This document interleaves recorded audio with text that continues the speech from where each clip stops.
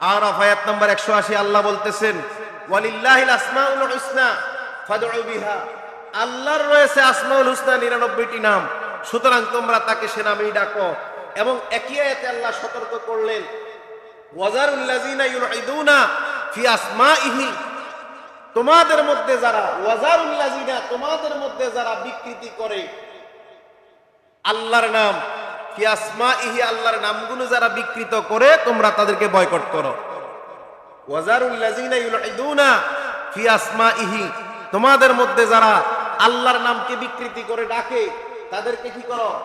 Boycott করো, তাদের সাথে সম্পর্ক ছিন্ন করো, তাদের সাথে যোগাযোগ বন্ধ করে দাও। আদেশটা কার? এখন আমরা কি করি? আল্লাহর সিফাতি নামে, আসমাউল হুসনার নামে আমরা মানুষের নাম রাখি, সন্তানাদির নাম রাখি, আমরা খালেক নাম রাখি, মালিক রাখি, বিভিন্ন রকম রাজ্জাক নাম রাখি, রাখি না?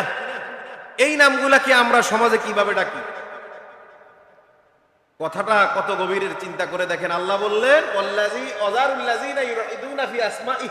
যারা আল্লাহর নাম বিকৃতি করে তাদের সাথে সম্পর্ক রেখো না, তাদেরকে বয়কট করো।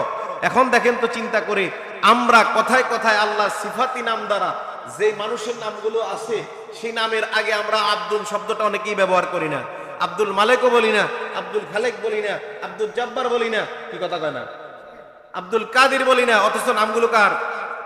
আল্লাহর সিফাতি নাম। তো এই নামগুলো তো আব্দুল ব্যবহার করিই না, এই একটা অপরাধ করি। দ্বিতীয়ত নাম হইল আব্দুল খালেক, আমরা বলি খালিকা। এখন কথাটা বোঝার চেষ্টা করেন, নাম হইল মালিক, আমরা বলি মালিকা। এই যে কথাগুলাকে আমরা বিকৃত করলাম, এমনি ভাবে অনেকগুলো কাদির নাম কয় কাদিরা, কথা বুঝেন, এটা বাস্তবতা। তা আল্লাহ কি বললেন? যারা এই নামে ডাকে, আল্লাহর নামগুলোকে যারা এইভাবে ডাকে, মুমিনদেরকে আল্লাহ নির্দেশ দিলেন এটা মানা ফরজ, বাধ্যতামূলক, তাদের সাথে সম্পর্ক রেখো না। এটা কার কথা? আল্লাহর কথা। এতে আল্লাহ বললেন আল্লাহর অনেকগুলো নাম আছে, এই নামগুলো থেকে ডাকো, তবে সাবধান, যারা আল্লাহর নামের বিকৃতি ঘটায় তাদের সাথে সম্পর্ক রেখো না। এখন নিজেরাও আল্লাহর নাম বিকৃত করব না, পাশাপাশি যারা করে তাদেরকে বুঝাই দেব, না জানার কারণে করে, না বুঝার কারণে করে, বুঝিয়ে দেব যে তুমি যদি পরবর্তীতে এইভাবে এই নামগুলা ডাকো, তোমার সাথে আমার সম্পর্ক রাখার কোনো সুযোগ